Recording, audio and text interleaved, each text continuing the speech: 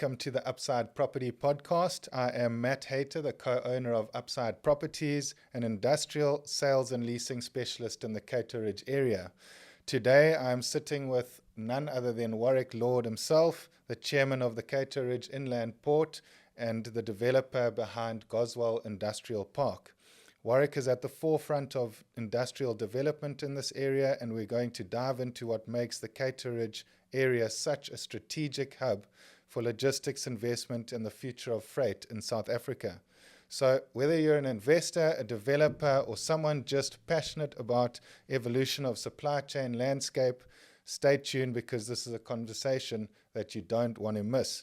So welcome, Warwick. A bit about your background, if you can just let us know where you're from and how you got to this point. Matt, thank you, and thank you to your listeners for having me on your show today. Looking forward to hopefully sharing a little bit of some of the experiences that we've learnt over the period with you and your listeners. So by way of background, I'm a chartered accountant by training, did my articles at KPMG before busting out of the auditing sort of fraternity and going into the development fraternity. Started doing property development and specifically cut my teeth at Lordsview Industrial Park up in Johannesburg, which is a 1.3 million square meter development housing Unilever, Studdiford Van Lines, and a few other nice-sized companies for Shini Group as well. And during about 10 years ago now, started having a look for projects outside of the Johannesburg area, as Johannesburg's great, but it tends to be all work and all fun and no time for family and a whole bunch of other things like walking on the beach and going in the mountains. And so decided to relocate the family down to the Durban area in order to take up the Cato Ridge Inland Port project, and the rest has been history from then. So yeah, I moved from Gauteng about 9 years ago now and have been working actively on the Cato Ridge Inland Port for the last 11 years, physically in KZN for the last 9 years. So that's a little bit of my background. Okay, that's super interesting. So you are currently developing Goswell Industrial Park in Cato Ridge. What made you choose this location, and what are your plans for the future of this development? Thanks, Matt. I suppose that ties into the bigger sort of discussion about why Goswell Industrial Park. Originally, we weren't going to be developing anywhere near Goswell Industrial Park because we were looking to expand or alternatively grow the inland port in Cato Ridge, which was originally situated on the south of the N3. After doing a lot of environmental studies, we saw that area was very sensitive to the environment, and hence, in order to now accommodate these logistics requirements of the city and of the country, but also to be cognizant of the environmental constraints that are being experienced in that area, we decided to move the footprint from the south of the N3 to predominantly the north of the N3. We've been dealing extensively with the KwaXimba community in order to develop their land holdings, and unfortunately they now have a dispute with Asmang regarding their land in the area, and that was portions of the master plan that we had originally. So this is now the second reiteration of the master plan was on large portions of the Asmang land. However, due to their issues with the local community, that's now been shelved, and instead we've moved to what turns out to be option 1 in our pre-feasibility, but we only got to there as option 3, is now where Goswell Industrial Park is. So it ties into Goswell, just happens to be a strategic location based on where the inland port is now going to be. And the beauty about buying into Goswell Industrial Park and developing or accelerating the development thereof is that we don't have to go through extensive, costly and time-consuming exercises in the form of environmental and town planning. These are already all existing. So instead, we can now purely just start building and developing once our building plans are approved, as opposed to going through the 2 to 3 year process of township development per se. So a long answer, but I hope that gives you a little bit of context about why we focused on Goswell Industrial Park, amongst other things at the moment. Yes, that's super interesting and quite amazing that on the south side where you first started developing or planned to develop, you mentioned there was some constraints with environmental issues. Can you just enlighten us on that a bit? Sure. So when you start a project like this, you obviously start off with your various studies. One of the biggest studies from a risk perspective is your environmental. And so as part of doing our due diligence, our environmental process kicked off. What we found there, or what our consultants found, was a grassland called the Talat grassland. I'm pronouncing it incorrectly, but apparently it has got one of the most richly biodiverse per square meter anywhere in the country, and therefore it is very ecologically sensitive land and something that has to be kept, because we do not have a lot of this type of green or environmental land available, and as you know, we don't want things to go extinct. So that was the sort of rationale of it. Unfortunately, or fortunately, depending on which lens you use, the Cato Ridge area, specifically the south end of the N3, is considered an environmentally sensitive area, and as such, eThekwini Environmental Cluster have already bought huge sections of land in that area in order to start putting together a bit of a conservancy to protect this environmental fauna and flora. Okay, that's awesome. All right. And let's talk about your groundbreaking work you're doing in Cato Ridge Inland Port. Let's start with your definition of what an inland port actually is. Sure. Okay, so inland port, freight village, logistics hub, all of them have similar connotations or meanings. And basically what it is the densification of massification of cargo, so entities that create cargo to be situated in the same area. So that instead of having one item, you now have 10,000 items to move, because you have numerous companies all wanting or situating in the like-minded area in order to make use of these services. What this does is it gives obviously your sort of scalability, but also gives you the economics of scale. I.e., as you move more product, so the per product price comes down. And so what we are quite excited for is that all of the various components of an inland port are in place. Currently, we have the truck and train interface, where containers can be fetched and loaded onto the truck or onto the train, depending whether it's import or export. We then also have container yards, whereby full and empty containers can then be stored for future collection or alternatively future use. And then also truck staging, in order to coordinate the traffic into and out of the Cato Ridge Inland Port to ensure that we start getting streamlined flows, as opposed to everyone arriving just before 8 or trying to leave just before 5, whatever the case is. We now start managing that flow. Once you have that nucleus right of the inland port, which is your truck train interface, your container storage or depot, your truck storage or staging facilities, then what happens is you have the key components required for the inland port, and we can start looking to really accelerate the volumes through the inland port, which then starts bringing large cargo type users to situate in the area.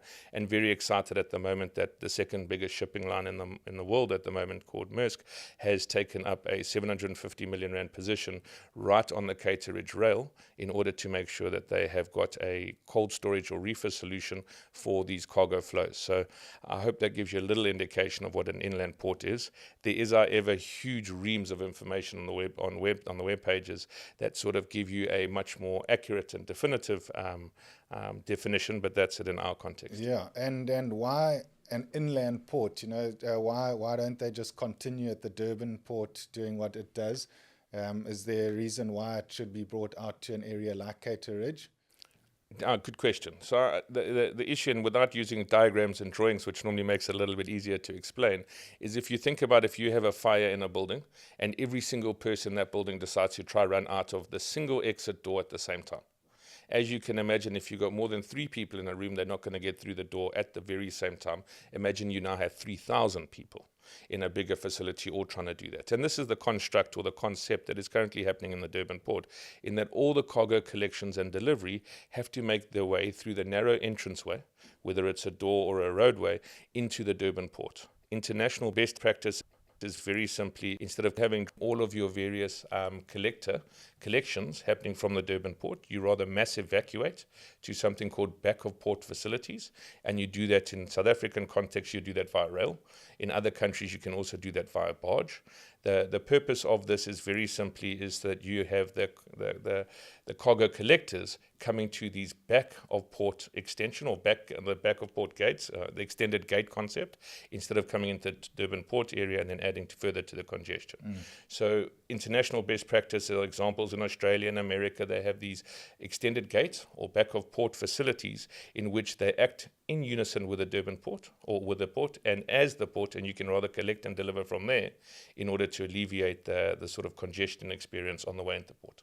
And that then assists with the whole port environment, which then works quite well because you now have you're using all of your exit points and all of your entry points as opposed to just a single door, if I use that building analogy. Yeah. Yeah, okay. Yeah, I mean, you can imagine with everybody going into the port at the same time. I've heard of trucks that are parking there for 3 days with their drivers sleeping in, and that brings on all other sorts of problems and creates congestion for everyone else, which is obviously a big problem. And one of the key aspects of the Cato Ridge is its focus on shifting cargo from road to rail. Can you explain why this is so important for South Africa's logistics and what practical steps you're taking to make this happen? Sure, Matt, if I can just circle back to your previous comment and then come back to answer your question, is that the problem with having drivers sitting there for 2, 3, 4 days at the port entrance is that they firstly can't turn off the vehicles because they're constantly moving forward in the sort of queue the whole time, which is then huge wear and tear on the truck itself. That also then counts for their drive times. Their drive times, they're only allowed to drive for a certain amount of hours per day before they have to shift change and put another driver in. Then you add to that, what about ablutions? You know, the simple thing is I need to go to the toilet.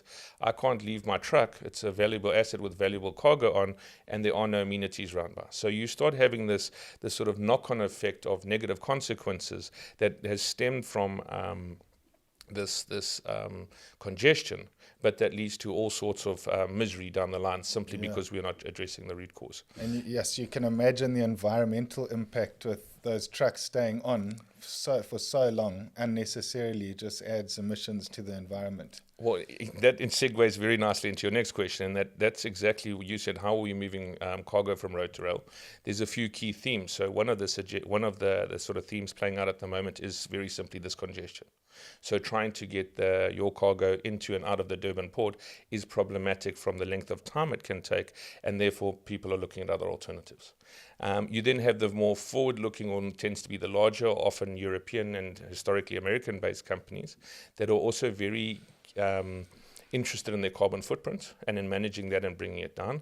Now, the beauty about rail is it's 50% more carbon efficient than trucking is, and so there seems to be a large imperative from especially the larger clients and some of the retailers we're currently interacting with, specifically Mr. Price, who are really trying to bring down their sort of carbon footprint in the area and therefore really pushing the rail agenda in order to see how they can bring it into the supply chain. It must be understood, though, that while you can pay lip service to certain items, a supply chain needs to deliver on what's core function, and that is making sure the cargo is delivered to its destination so that, let's use the Mr. Price example, you don't have empty stores. As soon as they've got shelves that are empty, they're losing out on a sale opportunity, which they never then get back again. So it must be understood that first and foremost, the supply chain or logistics function is to ensure goods are where they are supposed to be. The second benefit of then is to do it as efficiently and effectively as possible, but in a green manner. Yes, okay. And so Cato Ridge, there's obviously the railway station at Cato Ridge, and as I understand, Goswell Park is pretty much surrounded.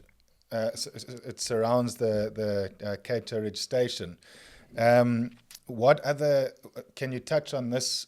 The benefit of having this facility there, and what other facilities are going to be surrounding the station in time? Okay, so if I can just sort of maybe change some of the terminology to use some of the terminology we use. So the Cato Ridge yard is adjacent to the station. The station is a passenger station, specifically run by PRASA in the Cato Ridge area and allowing for passengers. Okay. Behind that little station area is what we're very excited about, which is the Cato Ridge Exchange Yard. Now, the rationale behind the importance of that is in order to get a train to be handled in a siding. Let's play out a simple example. A train comes up full of containers, and let's use the Mr. Price example. It comes up from the port into the Cato Ridge shunting yard. That comes up with an electrified locomotive, which means it is taking its power source from electrical overhead lines. Once it reaches the Cato Ridge yard, that electrified loco needs to swap out for a diesel locomotive. Why? Because you can't take containers off a railway line when there's electrical lines overhead. It might be a shocking experience, so you have to be quite careful in that regard. And so it changes over to a loco, to a diesel loco, which then pushes the containers into the area, and then that container gets taken off, put on a truck, and run around to the individual clients. I've lost my train of thought now, talking about locos and electrification and shocking experiences. What was the exact question that I was getting to? Just the other facilities surrounding the shunting yard. Okay, so the shunting yard is critically important for the reason that I didn't just discuss now with regards to the loco change from electric to a diesel. It also is required in our specific example at the moment is our siding is only 22 wagons long, which means the 50 wagon train coming into the Cato Ridge shunting yard needs to be broken into a 22 wagon train as well. Okay. However, just to draw the parallel between trucks and trains, and if you think about a truck can pull over to the side of the road if it's got a flat tire, if it's got an issue with an indicator, with its cargo, with absolutely anything, it has the ability to move over the side of the road. The same with the train is not true at all. In that a train is on a train track, another train can't go past it. It cannot pull over to the side. All of the activities that would happen on a truck pulling over into a fuel station or to the side of the road can only happen at an exchange yard. And hence why these exchange yards are so critically important. And to put it into perspective, to redevelop the Cato Ridge Exchange Yard with all of the various items it has there would cost approximately R1 billion. These are big numbers, and unfortunately they're a little bit like an interchange on a road highway in that they are required in order to be the enabler, but they don't have any direct return. They're purely like an enabler to enable the supply chain. Yeah, okay. And so you have negotiated a public-private partnership with Transnet, I believe, to run the rail link between Cato Ridge and Durban Harbour. I'm aware of your passion of property development. Can you give a bit of a background on this and what made you get involved in moving trains? If I can just also do a little bit of clarity again, instead of PPP, public-private partnership, we went through a private sector participation process where we did an unsolicited bid into Transnet a long time ago now in order to have this rail unlocked. And I suppose, you asked why did I go into it historically being about property. And I think the simple answer is very simply is I wanted to do a development around the Cato Ridge Inland Port. When I started exploring and doing my due diligence now 10, 11 years ago, really started scratching around how much of the work had been done with bringing the inland port to fruition. And what I found is that there was a lot of marketing, a lot of studies, a lot of talk about it. There was very little of the sort of grassroots development work that I'm used to seeing that would sort of be able to give you an indication of whether this is going to be successful, what the chances are of success or not. So having come along and really by having bought into the fundamentals of the Cato Ridge Inland Port and wanting to have set up a logistics park alongside this inland port, to find that there is no inland port imminently about to be built was a little bit of a shock horror, especially seeing as you were really looking to relocate the family down here. I suppose my DD wasn't as fast as it should have been. But as part of that process, it didn't detract from the fundamentals and the need for the inland port. And when I realized that the inland port still needed to have a whole bunch of development work done, we partnered with the project promoters at the time and said that together we could actually do the inland port along with the logistics park, and hence the Cato Ridge Logistics Hub Consortium was birthed in order to do that. So it's been a very interesting, long journey. I suppose with like any good journeys or any good quests, it starts off with a certain focus, and then along the way you get hit a few times and you realize that maybe your focus isn't as short-sighted as just doing a little logistics or industrial park next to an inland port. It's a little bit more of a mission, a little bit more of a challenge and experience, and instead it's building the inland port. So have to park my first love, which is developing property, and really focus on getting the various components of the inland port working, and hence me becoming a train operator now, and relatively passionate about it, whereas previously I wasn't. I was hoping supply chain professionals would take care of it. How long was it in discussions for to have the inland port going and the rail? Sure. But before you got involved? Yeah, so 100%. Before I got involved, I see some studies that the city did and also the province did, dating back a full 23 years ago. Oh, really? So, I mean, the word Durberg, as ugly a name as that is, has been pushed forward for the last 20 years because Durban and Maritzburg are going to become one. Okay. And Durberg. I'm like, guys, we can't market Durberg. Please come up with a different name. But just that sort of just reference is like I said, 25 years old now. And if you have a look at the Transnet plans, the city plans, we have always had Cato Ridge, or for the last 25 years, had Cato Ridge there as the enabler to get Durban Port to work more efficiently and more effectively. And if it had come to fruition earlier, I don't think we'd be where we are with regards to the rankings of the ports. You know, that the sort of Durban and Cape Town are near the bottom of the port rankings in the world. I think if we had been a little bit more focused on the rail supply chain element specifically, we would have created these enabling back of port facilities or inland ports that were rail focused and would then not have us in the issue that we have. However, you know what they say about planting a tree. The best time was 20 years ago. The next best time is today. Yeah. We're exactly there at the moment. The next best time is today. Let's really get our supply chain working so that the gateway to Africa is indeed open. Okay.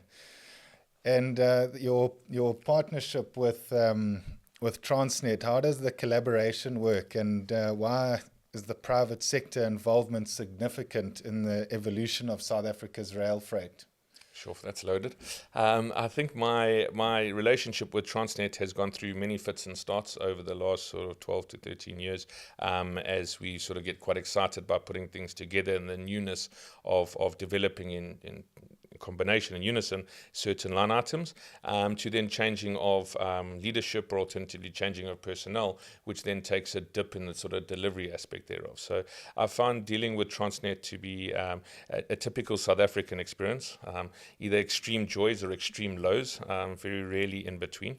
What I have found though is that we have come to realization, both as Transnet ourselves and the wider South African supply chain professionals or industry, that the status quo does not work. Okay. And therefore the change is, if we expect a different result, we can't do the same thing over and over again. That's also known as the definition of madness.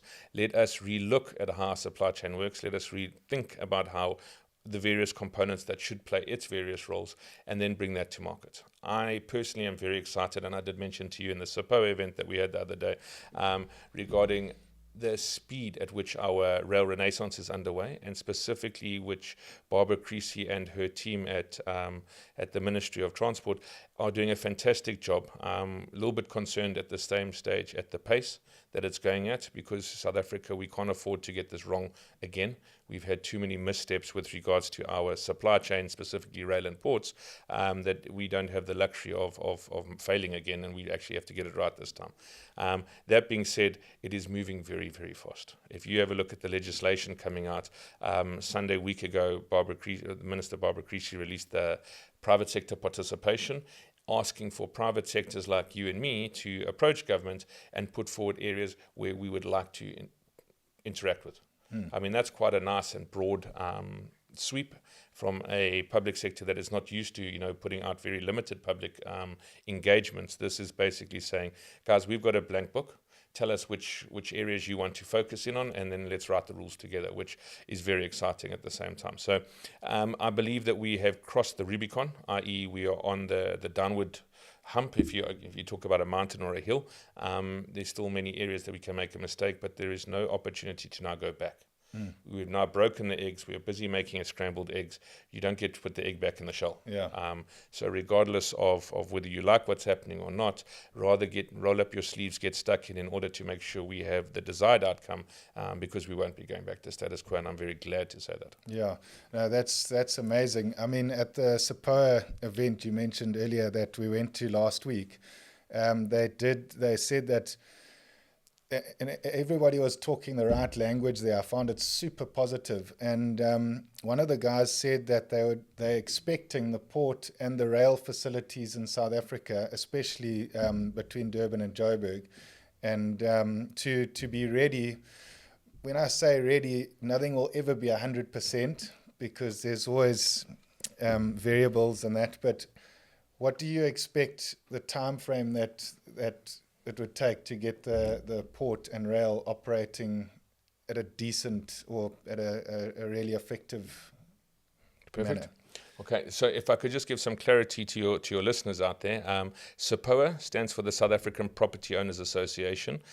Last week they had a function which was, I'm going to paraphrase, but the topic was the changing evolution in rail and ports. What is the impact on property valuations and property fundamentals per se?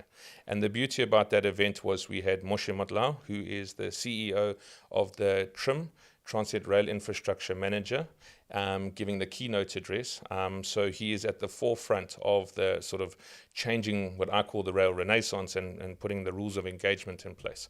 So it was a powerful event in that for the first time it was linking for the property sector how the changing supply chain fundamentals and specifically what's happening can directly affect these assets, which I don't believe has been tied together very well. Now that I've given you background, I forget the question again. You're going to have to ask the question again. Apologies, Matt. Jeez, what did I say? It was actually not from my notes. So. Oh wow, apologies. My question was, how long do you expect it to take to get our port and rail running effectively? Okay, so once again, that's like how long is a piece of string, but at the same time, let me give you a little bit more context to that. A supply chain is made up of many, many strands. And so it's not a single strand. And to say when's it going to be right, it's like saying if we've won the World Cup in rugby, then clearly everything is right. There's many, many sort of green lights or areas that will showcase that we are getting it right. And I believe that if we can get the first private sector involved in Pier 2, so the one that was given to ICTSI, that's now being currently under the courts. Sorry, who's ITCSI? They're the Malaysians who won the Pier 2 concession for 25 years in order to do the Pier 2 development, DCT, Durban Container Terminal Pier 2, specifically to do that development. That then got questioned and by Maersk in the courts, and that is currently working through the court process. Okay. But what it does do is it shows the indication of Transnet and specifically the public sector to now be willing to actually start looking at privatization, whether you want to call it private sector participation or any other name. It's really exciting from the private sector that we can now start playing in these various areas.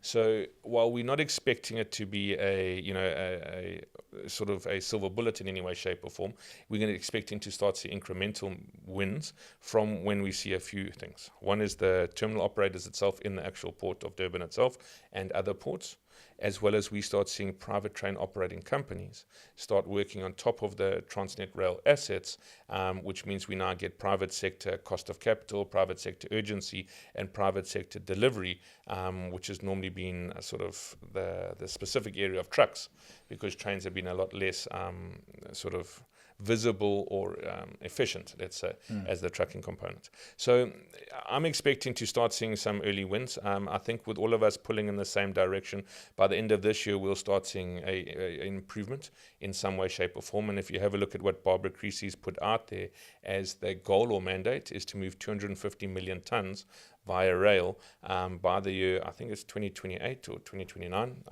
can be a bit mistaken there. But I mean, at the moment, we're at sort of 180, 190 million tons.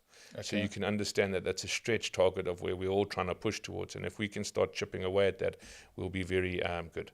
Just if I can come in quickly, where another short win is, and this needs to be actually brought up, is more on the sort of bulk lines.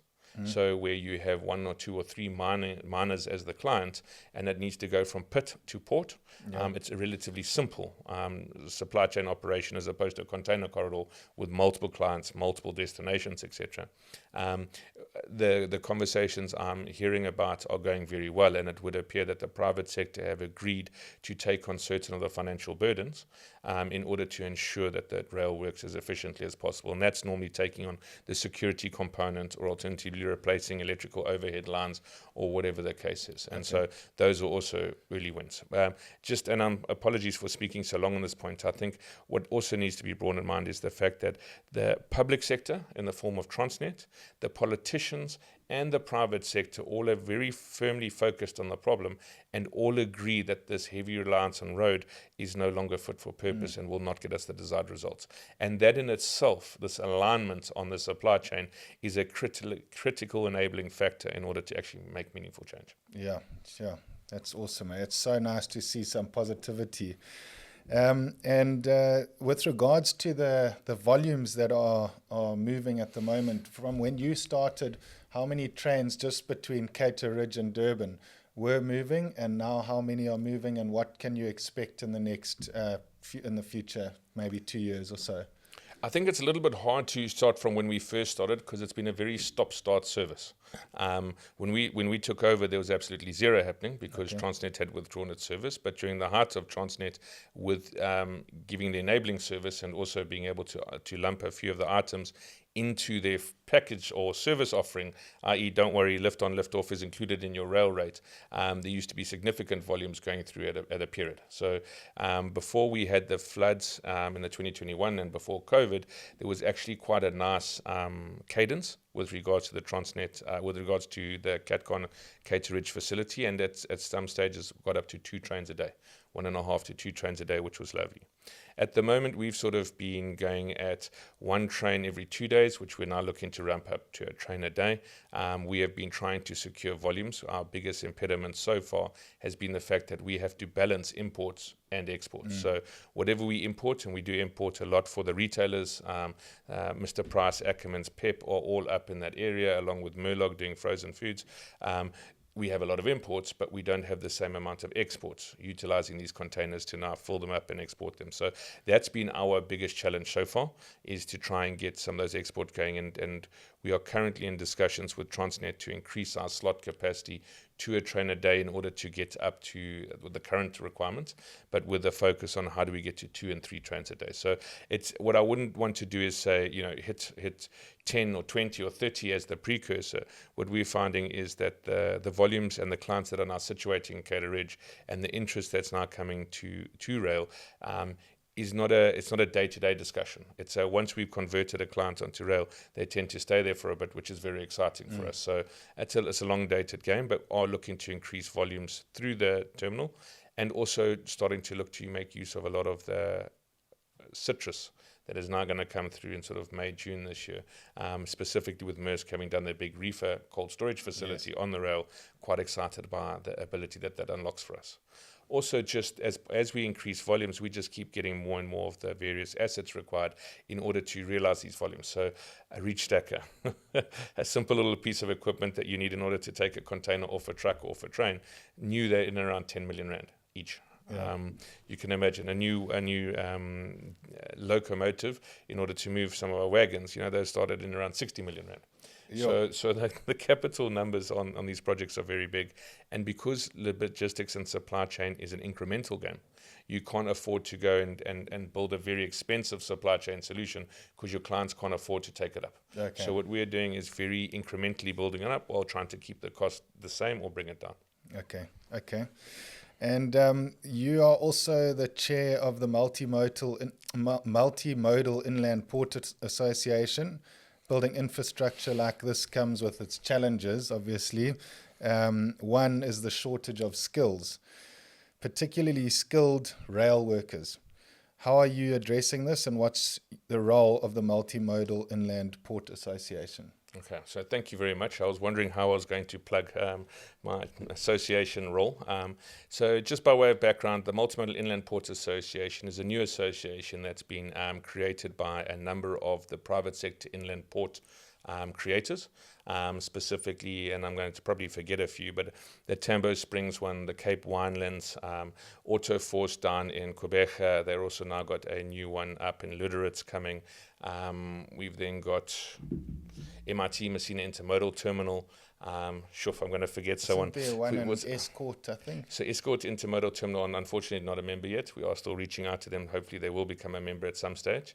And then we've also got another member who is doing the rail runner technology, which is that technology that can both have your cargo going on road and rail without any need for lifting, i.e. so the equipment, the actual cargo drives onto the track, and then through a bogie system the train gets formed and then the train gets pulled along. So it's quite a...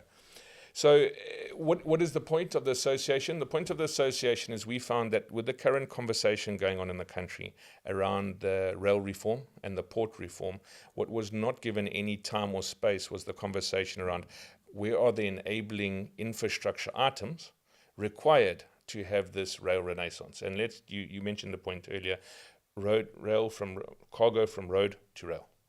Lekker. Where? You know, people say that cool, that's what we want. Where is the facility that you are doing that? Yeah. That is an inland port or an intermodal. And so you need these transfer facilities, and many of them, in order to ensure the cargo owners have maximum flexibility on their supply chain and can access it at various points. And so what we found is that we had to form an association to interact with government as well as the private sector as well as some of these think tanks in order to have these, what I call transfer facilities, inland ports, to have their preeminence in the discussion. Because it's great going, guys, we're all running trains from Joburg down into Durban Port. They get to Durban Port and what do?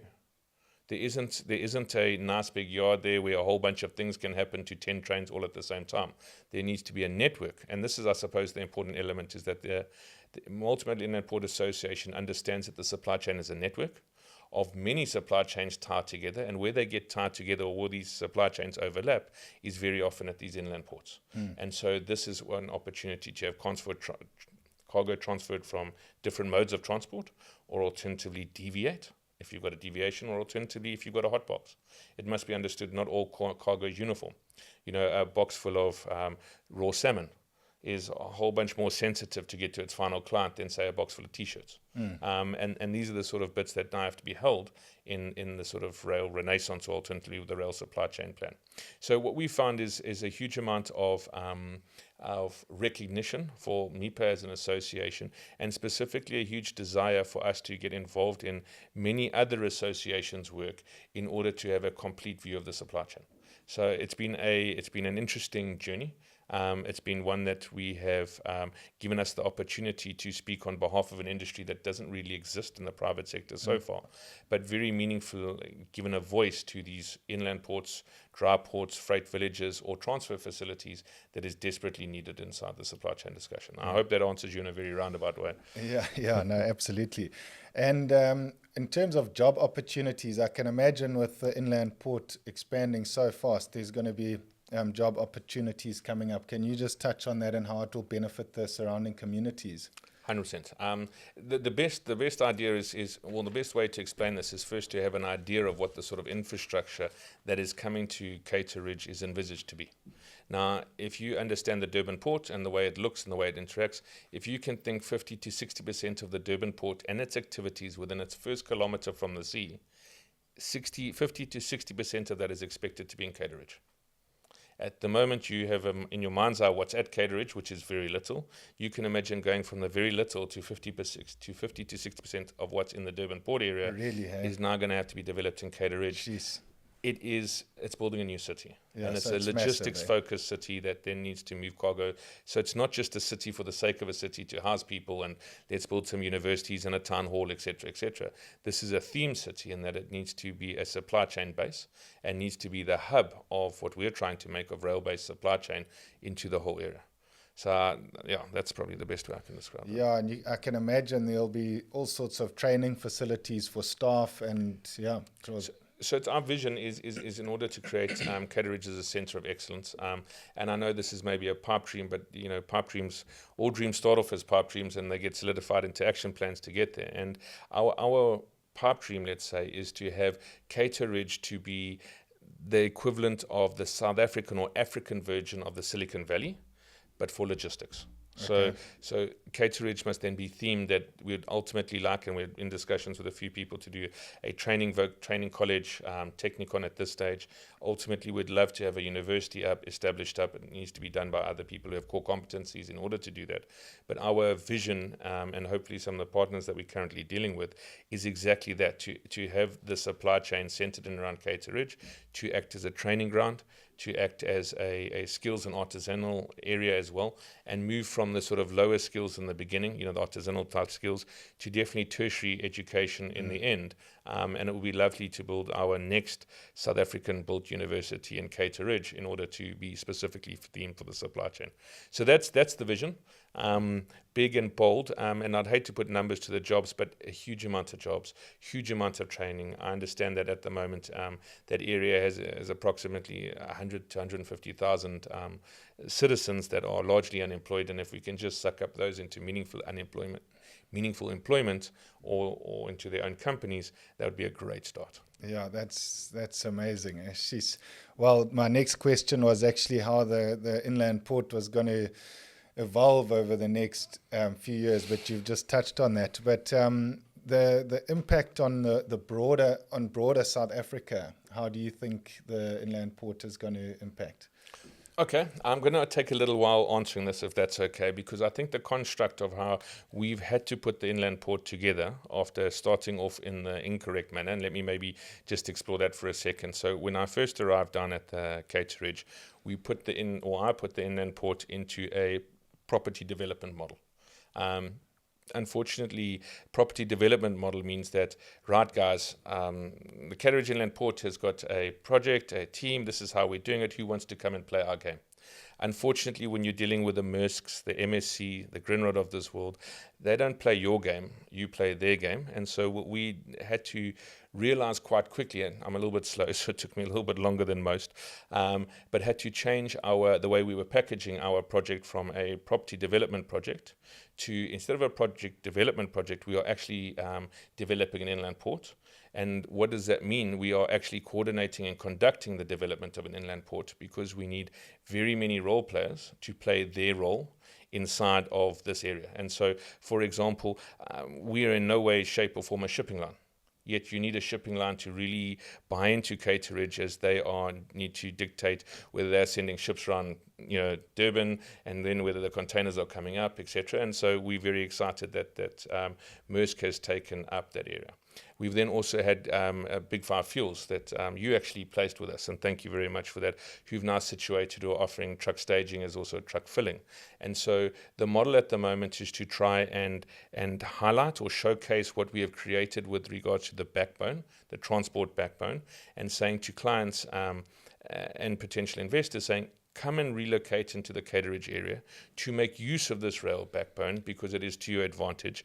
But you will own the own land, you will run your own operations, and hopefully you will be complementary into this process. And so I think that the way we have done Cato Ridge now, with regards to trying to attract and bring in as many role players as possible in order to give as rich and diverse a solution as possible, is sort of a little bit of the showcase that we are looking or needing in South Africa as a whole. Guys, we need absolutely everyone. We need every company all pulling in the same direction. It's not reliant on government, or it's not reliant on company ABC. It's up to all of us to do our portion. And I get quite passionate about this because I'm a South African, my kids are here, and guys, if not us, then who? Yeah. And if not now, then when? And if we're not going to do it, then our kids are going to inherit something that we have created, a whole bunch of signed uncashed checks that they now have to go and have cash checked out of their bank account, which is a terrible space to be. So my view is at the moment is that an inland port, like a port system, is made up of many, many role players, and these role players have to work together in a systematic process, obviously to their each individual benefit, but in a way and format that's to the benefit of the systematic whole, then we're going to get there. Like I said, a long-winded answer. Yeah, so that's how is it going to benefit South Africa, and then into the rest of the continent? How do you see that the benefits of the Cato Ridge Inland Port? Okay, so the benefits of the Cato Ridge Inland Port, what is its thesis, or what's it supposed to do at its very core? It's supposed to increase the supply chain. The efficiency, the transparency, and the cost effectiveness of it in totality. Now, South Africa and Africa is a very heavy transport orientated continent, and specifically South Africa. If you think the Durban port is nowhere near Gauteng. Yeah. These are bad examples from a country planning perspective. We know why it came about, because place of gold was found in Gauteng. And if you have a look at London, and if you look at all the other places, whereas everything else is either built on a major river or on the sea, in order to ensure the supply chain. So we already are at this deficit. Africa is already at the bottom end of the world, or specifically the southern Africa, and already the guys are moaning about coming through past Africa instead of going through the Suez Canal. So we are at this, let's say, natural geographical deficit, which means that we are supply chain hungry, our transport hungry just layout, which means we need to be as efficient as possible to compete. At the moment, we are not competitive at all. If you think about every single good that you have from a consumable, that you have, T-shirt, can of Coke, whatever, more than 50% of that is made up in logistics costs. If we can get those a little bit more efficiency, imagine what we're doing to inflation.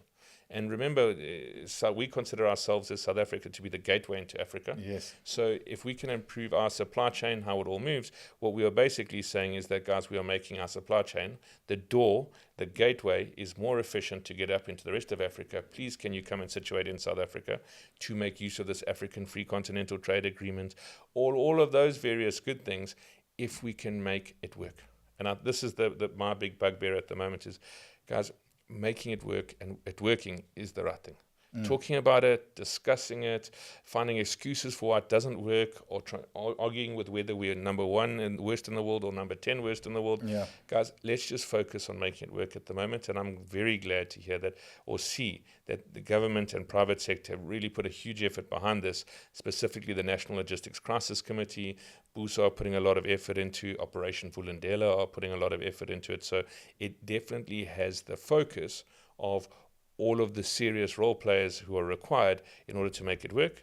Now what we need to do is put South Africa Inc. and what it requires first, our own private interests or company interests second, and then we'll have a supply chain that works for both now and for our children. Yeah, no, that's super important, eh? Well, guys, that's a wrap for today's episode. A huge thank you to Warwick Lord for joining me and sharing his insights on the future of the Cato Ridge Inland Port and Goswell Park. It's clear that this region is set to become a game changer for the industrial logistics landscape. If you enjoyed this conversation, be sure to subscribe, leave a review, and share this episode to anyone interested. And I'm Matt Hayter, the co-owner of Upside Properties. Thank you so much for tuning in, and I'll catch you on the next one. Cheers.